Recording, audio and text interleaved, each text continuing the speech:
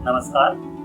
अष्टावक्र गीता के पहले अध्याय के तीसरे श्लोक में गुरु अष्टावक्र राजा जनक से कहते हैं कि न पृथ्वी, न जलम, न अग्नि, न वायु, न द्योहो भवान येषां साक्षिणम आत्मानं चिद्रूपम विद्धि मुक्तये। यहाँ पर गुरु अष्टावक्र राजा जनक को सबसे पहले आत्मज्ञान के बारे में बताते हैं, इस आत्मा का ज्ञान देते हैं।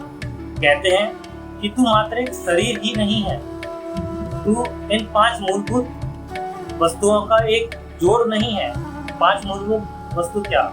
अग्नि, वायु, जल, पृथ्वी, आकाश। तेरा ये शरीर सिर्फ ये 5 मूलभूत वस्तुओं से बना एक शरीर मात्र ही नहीं है, इसमें एक आत्मा भी है, एक चैतन्य आत्मा भी है। तू अगर मुक्ति पाना चाहता है तो स्वयं को इन सब का साक्षी रूप जान। यह जान कि तू इन सबको एक साक्षी की तरह देख रहा है। यहाँ पर गुरु अष्टावक्र राजा जनक से कहते हैं कि तू एक शरीर मात्र ही नहीं है, तेरे अंदर जो जीव है वो तू है।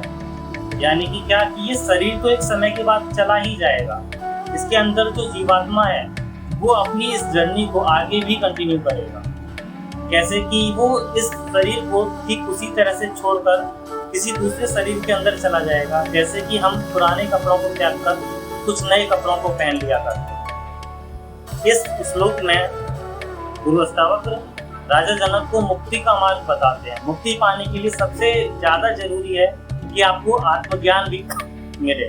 आत्मज्ञान यानी कि इस आत्मा का ज्ञान, अपना ज्ञान आपको पता चले कि आप वाकई में कौन है।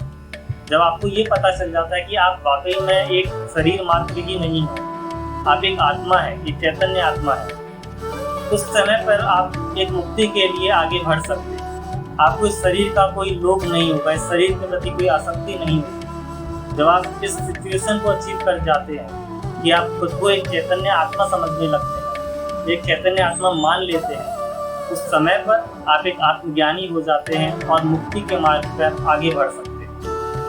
आज के लिए इतना ही। बाकी अगली वीडियो में अगले